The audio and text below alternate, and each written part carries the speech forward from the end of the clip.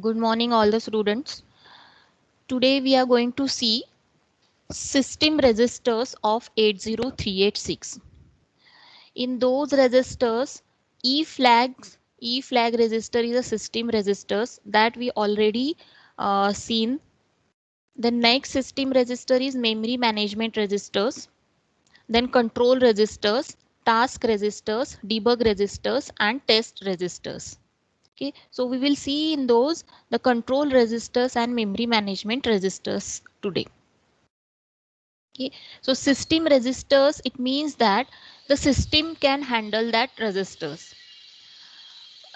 These are not handled by the programmer. Some of the bits, some of the registers are given for handling or you for the purpose of programming. It is given to the user for the programmer, but mostly the system registers are handled by the system, by the processor only. So this is the E flag system register.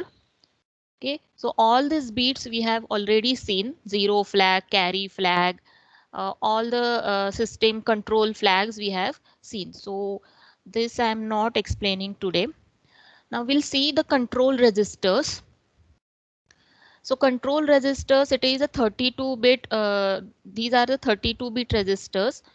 They are having C0, CR1, CR2, CR3. Okay, so total 4 control registers are there. Now these registers along with the system address registers hold a machine state. Okay. It hold the machine state that affect all the tasks in the system. So we'll see one by one, then it will be more clear. Now to access this control registers, two instructions are used, that is load and store. Now this is the diagram of all 4 control registers: CR0, CR1, CR2 and CR3. In these 4 registers, CR1 registers, if you see in the diagram, that is reserved by the Intel. Again in CR0, some bits are reserved, okay, and only the 6 bits are used by the processor. Then CR2 register is used for paging purposes. Paging we'll see that what is page fault linear address, and CR3 is again used for the paging mechanism. So CR0 register. So it is a machine control register, means as I say it is a processor control register. So CR0 contains 6 defined bits for control and status purpose, that are PE, MP, EM, TS, ET and PG. We'll see this one by one each bit. And see the lower order 16-bit register, lower order 16-bit of CR0, means these 16 bits are used for machine status word, means it is also called as a machine status word register. These 16 bits are used for the machine status word. Okay, as it is a 32-bit register, but the lower 16 bits are called or used for the machine status word.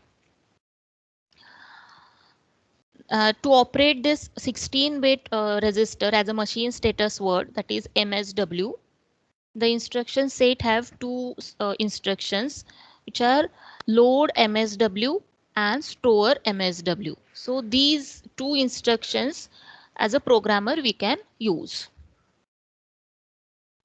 Then to operate on 32-bit CR0 register, then there is an instruction move CR0 comma register, particular register. Okay, so we'll see the bits in that CR0. So first, that is 0th bit, actually 0th bit in the CR0. So this is the PE bit, that is protection enable bit. The full form of PE is protection enable. Now what it means, if this PE bit is set, it means that the processor is in the protected mode. As we have seen, 80386 can work in three modes, that is protected mode, real mode and virtual 8086 mode. So if this PE bit is set, so it is the protected mode is enable. It means the protected mode is enable. Okay, so protection enable. If this PE bit is reset means 0, the processor operates in a real mode. Okay, then first bit, that is the bit number 1, that is MP. Okay, it is MP means math present. Is the full form is math present. Math present means if this MP bit is equal to 1, it means that math coprocessor is present along with the 80386. Okay, so math coprocessor can be 80387, 80287 and so. So for the floating point operations, the 80386 require the math coprocessor. We can say for the complicated math operations, uh, the math coprocessor is required. So if this bit is 1, it means that the math coprocessor is present. If it is 0, it means there is no such coprocessor exist along with 80386.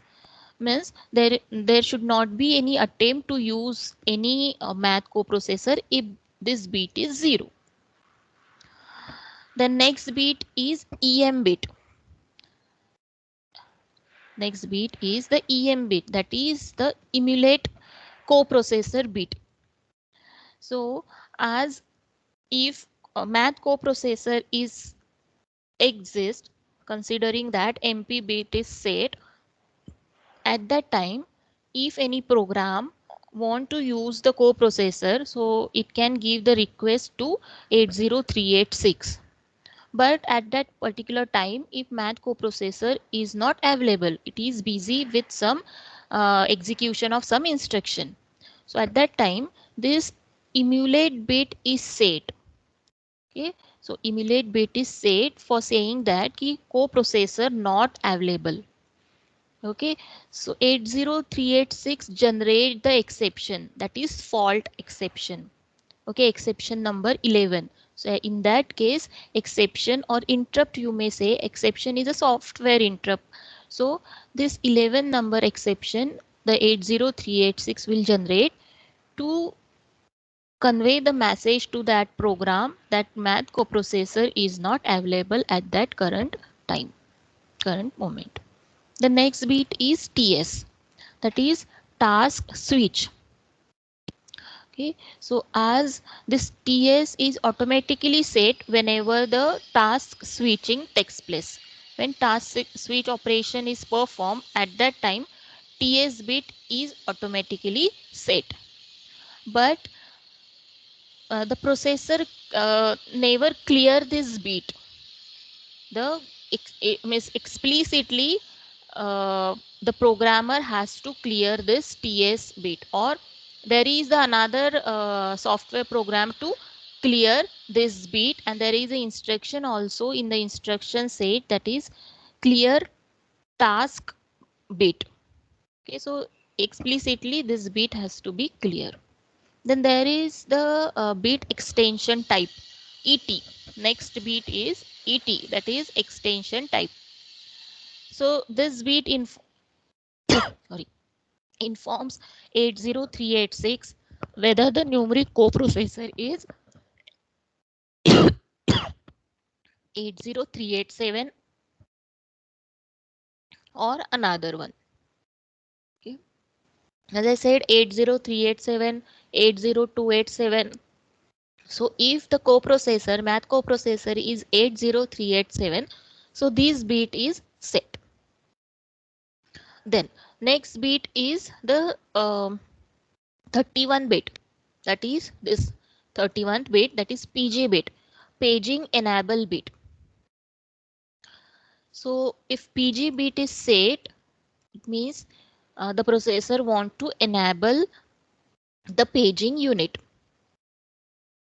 Okay. If this bit is reset, it means processor want to disable the on-chip paging unit. Okay, so the processor use paging or segmentation mechanism for the memory utilization. So for that purpose, the processor decide that paging is enable or disable for particular operation. So at that time, to enable the paging, this bit is set. To disable the paging mechanism, this bit is reset. So this is about the control register 0. Again, remember that the lower 16 bits are used as a machine status word. Okay, and we can access that machine status word by the instruction, by load and store instruction. Okay. So next is the control register 1. So this control register 1 is reserved uh, for the use in the future by the Intel family. Then there is this control register 2. So again this is also a 32-bit register. So it holds this control register holds the 32-bit linear address that caused the last page fault detected. Is what page fault linear address. This 32-bit holds the page fault linear address. Now what is page fault? If any program or any task is accessing the page from the memory and that page does not exist in the memory, so there will be the page fault exception. Okay, exception number 14 is occur by the processor or initiated by the processor, as this page is not available and some program or some task try to access it. So at that time, this page fault is initiated. So for that purpose, the linear address for that page fault is saved in this control register 2. Okay, so this address will be helpful for write page fault handler. Okay, so there is the interrupt handler routines. So for that purpose, this address is required. Okay, then the next is control register 3.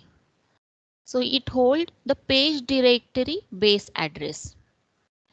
As it holds the physical address of the root of the two-level paging tables used in the paging mechanism.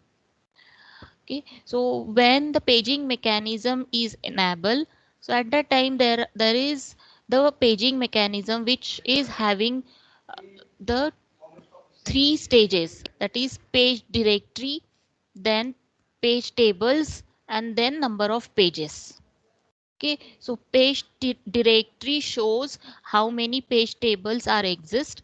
Page table shows how many pages are there in the memory. Okay, so this control register hold the physical address of page directory. Okay, so it hold a page directory base address.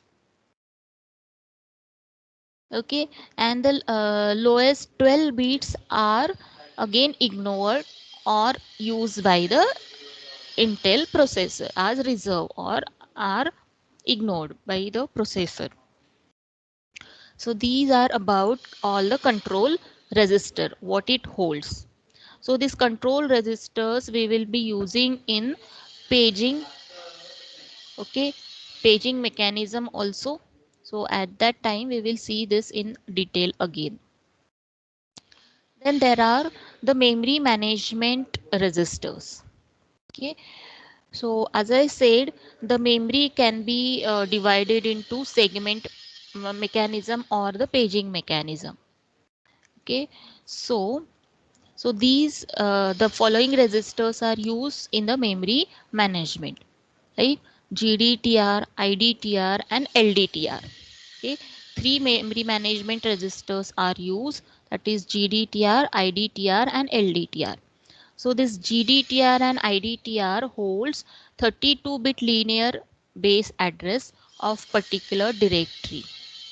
Then it can hold 16-bit limit of GDT. GDT is global descriptor table and GDTR means global descriptor table register.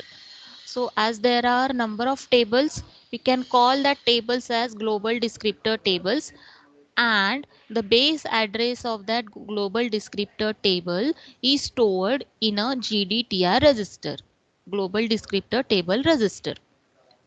Again, similarly, there are IDT, so interrupt descriptor tables, and the base of that table is saved in a IDTR register. Okay, so GDT segments are global to all the tasks in the system. Okay, and your IDT is used for the interrupt handling routines. IDT is for interrupt handling routines. So IDTR, the full form of IDTR is interrupt descriptor table registers, which are used again for the interrupt handling. Okay, again there is LDTR, that is local descriptor table register. So again there are the local descriptor tables. So as there are number of tables, it has a base also. So this register is a 16-bit register. So the base address of the local descriptor table is stored in a LDTR, that is local descriptor table register.